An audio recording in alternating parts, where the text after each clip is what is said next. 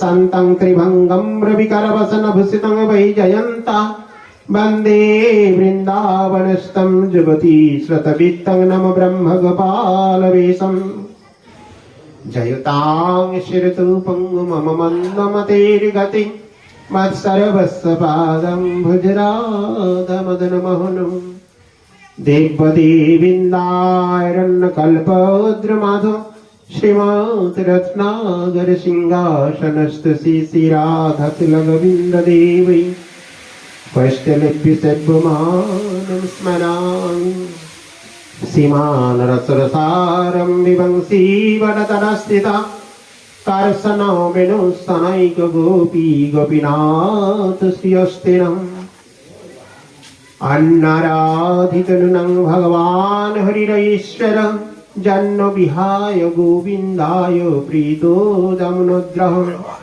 तप्त कंचन गौरंगी राधे वृंदावनेश्वरी वृषभानुसुतां देवी तं प्रणमामि हरिप्रिये गोविंद नंदिनी राधे गोविंद मनमोहिनी गोविंद सर्वस्व सर्वकान्ता शिरोमणि नारायणं नमस्कृतं नरं चैव नरोत्तमं देवीं सरस्वतीं व्यासं ततो जयमुदीरयेत् वृन्दावै तुलसीदेव्यै प्रियायै केशवस्य च कृष्ण भक्ते पदे देवी सत्यव्रते नमो नमः वञ्चाकल्पतरुभ्यश्च कृपा सिन्धुभ्यः एव च पतितानां पावनेभ्यो वैष्णवेभ्यो नमो नमः सर्वाग्रे श्री श्री हरिगुरु वैष्णवेर आहित की कृपा भिक्षा करी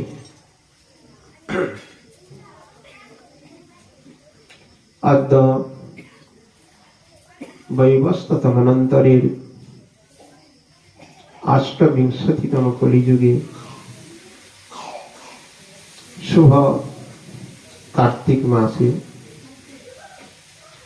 गतकाल आमादेर नियम सेवा भाव जपव्रत समाप्ति हयेछे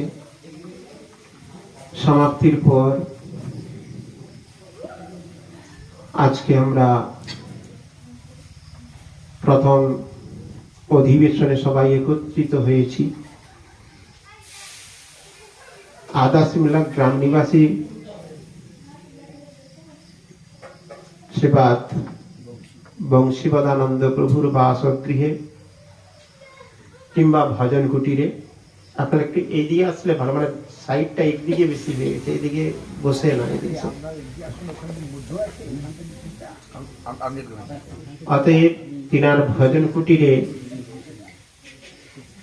উপস্থিত বৈষ্ণবদের শ্রী চরণে দণ্ডবত প্রণাম জানিয়ে তৎপরে উপস্থিত অন্যান্য শ্রদ্ধালু সজ্জন বৃন্দকে যথোচিত সম্মান জ্ঞাপন পূর্বক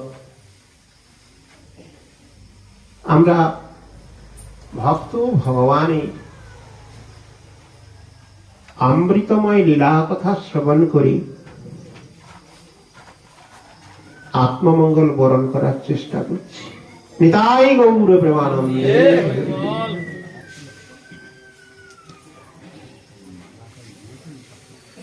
আমরা কি বিষয়ে অধ্যয়ন করব যদি বৈষ্ণববৃন্দ আদেশ করেন পূজ্যপাদ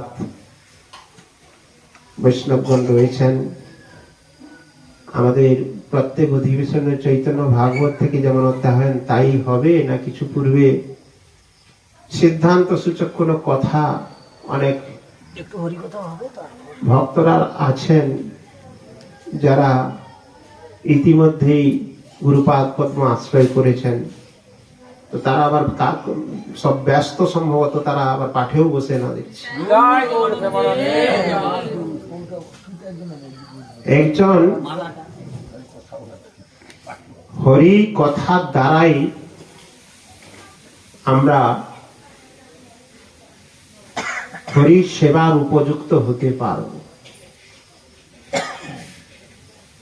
हर्षे प्रभु कहे सुनो স্বরূপ রাম রায় নাম সংকীর্তন কলো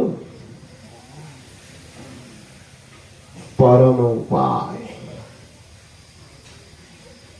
আমরা এই বিষয়ে কম বেশি অল্প বিস্তর সবাই জানি যে কলিযুগে নাম সংকীর্তনই শ্রেয়, কিন্তু কিভাবে নাম সংকীর্তন করণীয়, কিভাবে নামের শরণাগত অর্থাৎ আত্মনিক্ষেপ করা যায়, সেই পন্থা বা সেই সিদ্ধান্তে আমরা কিন্তু এখনো অনেকটাই অনভিজ্ঞ রয়ে যাচ্ছি।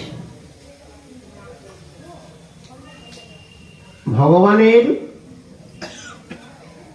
শুদ্ধ ভক্তি যাজন করা, সেই পথকে অনুসরণ করা, সেই পথে একজন পথিক হয়ে ভজনরত হওয়া বর্তমান সমাজে এত সহজ নয়। আমাদের মনের মধ্যে বর্তমান এই কথাগুলো কেন বলছি, কার্তিক মাস এলে অনেকের মনের মধ্যে একটা কমল শ্রদ্ধার উপস্থিত হয়, যদ্যপি অনেক মনের মধ্যে সংশয় আছে। নিয়ম সেবা এটা 3টি বিধানে হয়। যারা দুর্গা পূজার পর যে একাদশী, সেই একাদশী থেকে আরম্ভ করেছেন, তাদের এই উত্থান একাদশীতে সমাপ্ত। যেনারা সংস্কৃত মাস, যেমন আমরা 12 মাস 12টা নামে জানি বাংলায় কিংবা ইংরেজিতে, তাই তো? বাংলায় বৈশাখ, জ্যৈষ্ঠ, আষাঢ় ইত্যাদি, ইংরেজিতে জানুয়ারি, ফেব্রুয়ারি ইত্যাদি। ঠিক তদ্রূপ সংস্কৃতে ভগবান বিষ্ণু নারায়ণের 12 নামে 12টা মাস রয়েছে। কেশব, বিষ্ণু, দামোদর। তো সেই মাসগুলো হয় এক পূর্ণিমা পর থেকে, অর্থাৎ প্রতিপদ থেকে পরের পূর্ণিমা পর্যন্ত। তাই যারা দামোদর মাস হিসাবে ব্রত করেছেন, তাদের দামোদর মাস পূর্ণ হবে বুধবার দিন পূর্ণিমাতে। তারা বৃহস্পতিবার দিন ব্রত ভঙ্গ করতে পারবেন। তাহলে কটা হলো? 2টো লাইন বললাম। আর একটা হয়েছে কার্তিক মাস হিসাবে যারা করছেন, তারা কার্তিকের 1 তারিখ থেকে আরম্ভ করেছেন, তাদের কার্তিক মাসের সংক্রান্তি যখন হবে সমাপ্ত তাদের হবে। তাহলে 3টা লাইনে যে যেমন ভাবে করেছেন তার সেইভাবে, যে যেমন ভাবে আরম্ভ করেছেন তার সমাপ্ত ঠিক তদ্রূপ হবে। তো এখানে কথার বিষয় এটাই যে দামোদর মাস এলে গ্রামে গঞ্জে বিশেষ করে একটি পাঠ কীর্তন, গ্রাম পরিক্রমা ইত্যাদির বহুত ব্যবস্থা প্রত্যেক গ্রাম কম বেশি হয়ে থাকে। সেখানে আমরা বহু রকম পাঠককে আমরা আনয়ন করি। আমরা কমল শ্রদ্ধাবান, শ্রদ্ধা একটু ভগবত কীর্তনে সময় কাটাবো, একটু সাত্বিক, যারা অন্যান্য সময় সাত্বিক আহার আদি করেন না, তারা এই মাসটা একটু নিয়ম শৃঙ্খলা ভাবে একটু থাকেন, তত আদি করেন। তো এই সময় যদি হরিকীর্তনে একটু সময় কাটানো যায়, সেটা মঙ্গলপ্রদ, অবশ্যই মঙ্গলপ্রদ। কিন্তু আমরা যদি উদ্দেশ্যবিহীন ভাবে কোনো কার্য করে থাকি, আমাদের উদ্দেশ্য যদি ঠিক না থাকে, আমরা কি পথে এগোবো, আমরা কি চাই, এই বিষয়টার বিষয়ে যদি আমরা স্থির সিদ্ধান্তে না পৌঁছতে পারি, তাহলে সমস্যাটা কি হচ্ছে বলুন তো? আমরা কর্মী পাঠককে নিয়ে এসেছি, জ্ঞানী পাঠককে, যোগী পাঠক, তপস্বী পাঠক, আবার জ্ঞান মিশ্রিত ভক্তির পাঠক, আবার অহিতুকী ভক্তির পাঠক, উত্তমা ভক্তির পাঠক। বিষয়গুলো খুব মন দিয়ে ধ্যান দিয়ে শুনবেন। তাহলে বিভিন্ন লাইনের যদি লোককে নিয়ে আসি, শাস্ত্র তো কল্পতরু, জ্ঞানীর জন্যও শাস্ত্র, যোগীর জন্যও শাস্ত্র, ভক্তর জন্যও শাস্ত্র, তাই কি না? যারা শ্রীমদ্ ভাগবত, আমি শ্রীমদ্ ভাগবতের কথা বাদ দিলাম, যারা শ্রীমদ্ ভাগবত গীতা পাঠ করেন, প্রায় বাড়িতে বৃন্দাদেবীতে জলপ্রদান, অর্থাৎ তুলসীতে স্নানের পর জলপ্রদান এবং এই অধ্যায় গীতা পাঠ, এটা প্রায় গ্রামে অনেক শ্রদ্ধাবান ব্যক্তি করে থাকেন। সেই গীতায় বিভিন্ন যোগের কথা তো বলা আছে, সাংখ্য যোগ, বিষাদ যোগ নেই, ধ্যান যোগ, কর্মযোগ, ভক্তি যোগ ইত্যাদি সমস্ত অধ্যায়ে একটি করে যোগের কথা বলা আছে। তাহলে কোনটা আমি ধারণ করব? আর আমি যে বিষয়ে ধারণ করেছি সেই বিষয়েই তো আমার শ্রবণ মঙ্গলময় নাকি?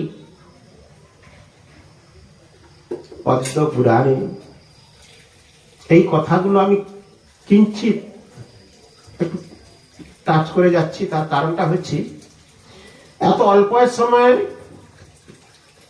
অল্প আমরা 1-2 ঘন্টা সময় বসলাম, তার মধ্যে একটু তত্ত্ব কথা জানবো বললে আমরা কিছুই জানতে পারবো না। শাস্ত্র হচ্ছে সমুদ্র তুল্য, নিত্য কিঞ্চিত কিঞ্চিত করে যদি আমরা শ্রবণ করতে পারি, তবেই আমরা যথার্থ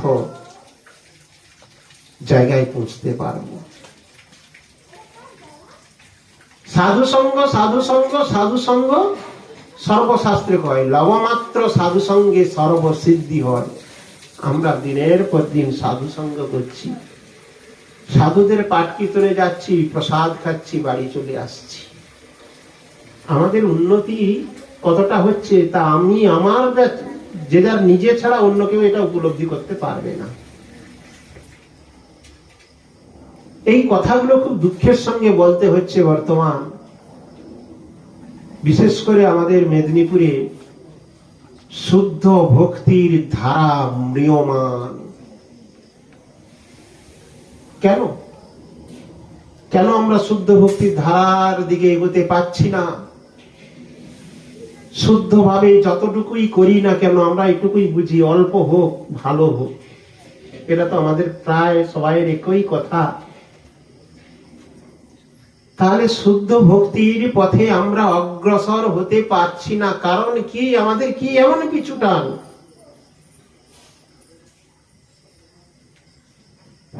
এত ভেদাভেদ, এত জ্ঞান, এত পরস্পরের মধ্যে শ্রদ্ধা বিহীনতা। পাঠ কীর্তন তো হচ্ছে, হরি কীর্তন তো হচ্ছে, মন কেন আমাদের বিগলিত হচ্ছে না? কেন ভগবানের নাম কীর্তনে শরণাগত হতে পারছি না? কেন শুদ্ধ সত্য ভাবে ভগবানের একটু হরি কীর্তন আমরা করতে পারি না? কেন হরি কীর্তনের দ্বারা আমাদের চোখের জল আসে না? কেন আমরা ভগবানের ভক্তির দিকে আস্তে আস্তে অগ্রসর হতে পারছি না? কোথাও কোথাও দুঃখ লাগে। গতকাল একাদশীর তিথি, যেখানে সাধু সন্ত মহান্তগণ ব্রত আদি করছে, কোথাও আবার সেখানে খুব আনন্দ সহকারে অন্নদানের ব্যবস্থা করছে ভাগবত পাঠ বাসরে।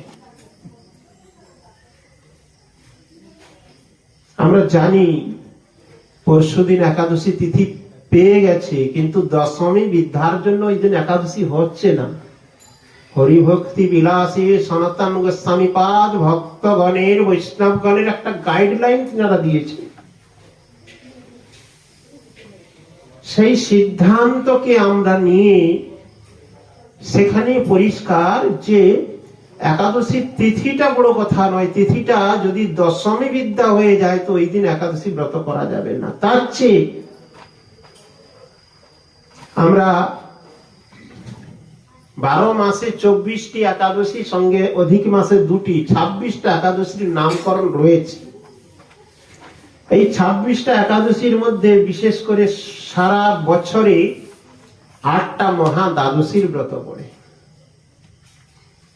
তার মধ্যে বছরে একবার বেশে 30 পিসা। কথার অর্থ কি বলুন তো? 3টি তিথির স্পর্শ হয়েছে, যেখানে 3টা তিথির স্পর্শ যেটা হয়েছে সেটাকে বলা হয় 30 পিসা। বছরে একবার হয়, যেটা গতকালকের যে উপবাস হয়েছে 30 পিসা মহা দ্বাদশীর ব্রত উপবাস। তার কারণ সকালে কিঞ্চিত সময় একাদশী ছিল, সারা দিন ছিল দ্বাদশী, সমাপ্ত লগ্নে ত্রয়োদশী সঞ্চার হয়ে গেছে। এত সুকৃতিময় পূর্ণময় একটি তিথি, সেই ব্রত বাদ দিয়ে দশমী বিদ্যা একাদশী করে পরের দিন অন্নদান আদি, এটা কখনো করণীয় নহে। এটা শুদ্ধ সিদ্ধান্ত। তা আমরা অনেকের মধ্যে এই নিয়ে দ্বিধা কেন আসে? সেই প্রসঙ্গে পদ্ম পুরাণে ভগবান মহাদেবের সঙ্গে কথোপকথনে একটি উল্লেখিত হয়েছে। মহাদেবকে বলছেন ভগবান, পদ্ম পুরাণে বর্ণিত আছে, তম আরাধ্য যথা শম্ভু গ্রহিষ্যামি বরং সদা দাপর আদি যুগে ভীতা কলয়া মানুষাদিষু সাগময়ী কল্পিত স্তত্ত জনানমত বিমুখান কুরু মঞ্চ গোপয় যেন সা সৃষ্টিরেষু উত্তরোত্তরা। কি সুন্দর অন্তর্নিহিত একটি সিদ্ধান্তপূর্ণ ভগবানের সেই কথা।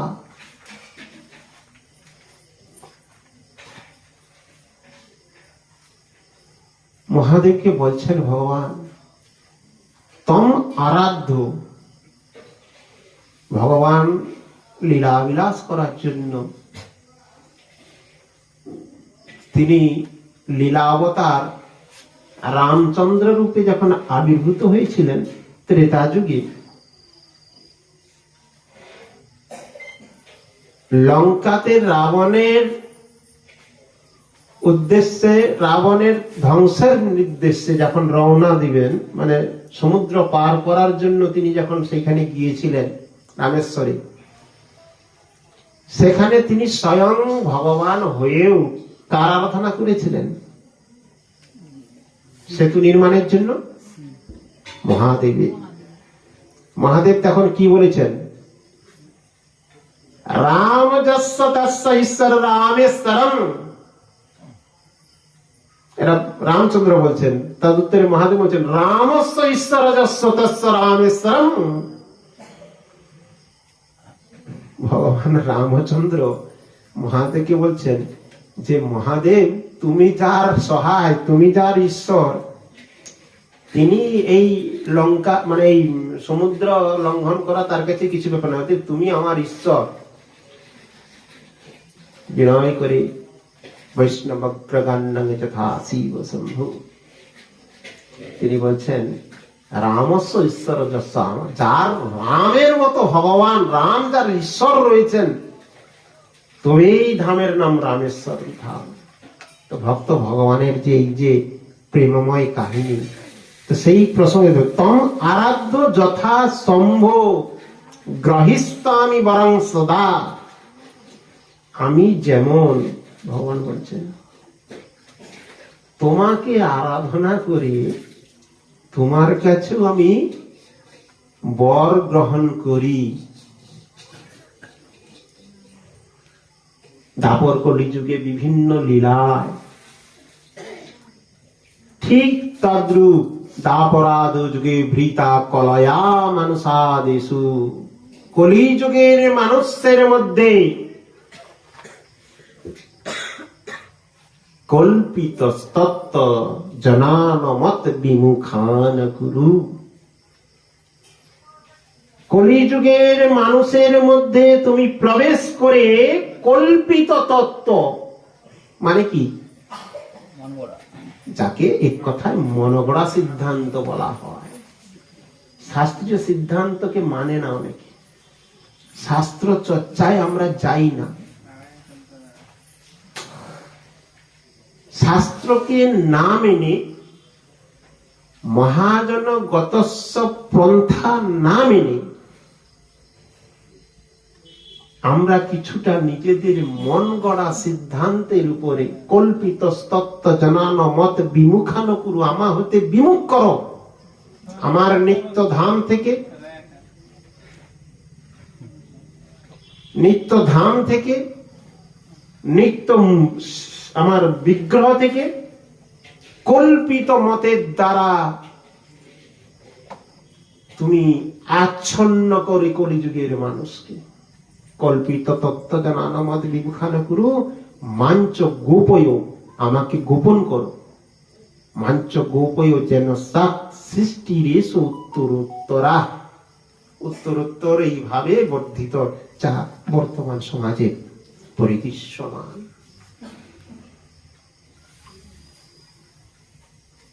বেশিরভাগ মনগড়া সিদ্ধান্ত আমরা শাস্ত্র কে কি বলছে ওটা হচ্ছে বড় কথা। দর্পণ আমাদের কাছে রয়েছে, কি কি দর্পণ বলুন? শাস্ত্র। আমরা কেন ধ্যান করব না? শ্রীমদ ভাগবত গীতায় তো যদাচরিত শ্রেষ্ঠ তত্ত্ব দেবেতর জন সজত প্রমাণং করতে লোকস্তদ অনুবর্ততে। মহান্তগণ, মুনি ঋষিবৃন্দ যে কর্মানুষ্ঠান করে গেছে, যে পথ তারা দেখিয়ে গেছেন, সে পথকে পরিত্যাগ পূর্বক আমরা কেন অন্য পথে পরিচালিত হব? তাহলে শুদ্ধ ভক্তির কথা আমরা জানতেও চাই না, আমরা সেই পথে অগ্রসর হতেও চাই না। কারণ কি? কারণ একটাই, আমাদের মনকে একটা দুর্বলতাময় গ্রাস করে প্রথম থেকে, আমার দ্বারা হবে না, আমরা তো গৃহস্থ লোক। অতএব সেখানে কি বলছেন যে সমস্ত সিদ্ধান্ত মানার প্রয়োজনীয়তা কার? যারা গৃহত্যাগী, যারা সন্ন্যাসী, যারা বানপ্রস্থ গ্রহণ করেছেন, যারা ব্রহ্মচারী ব্রত করেছেন, না গৃহস্থের জন্য? সমস্ত বিধি বিধানটা কেবলমাত্র গৃহস্থ ব্যক্তিদের জন্য, গৃহস্থ ভক্তদের জন্য। তো শাস্ত্র এমন কিছু গৃহস্থদের বিধান দেয়নি যে যেটা আমাদের দ্বারা সম্ভব নয়। তা কি কখনো? এটা আমাদের উদ্দেশ্যেই তো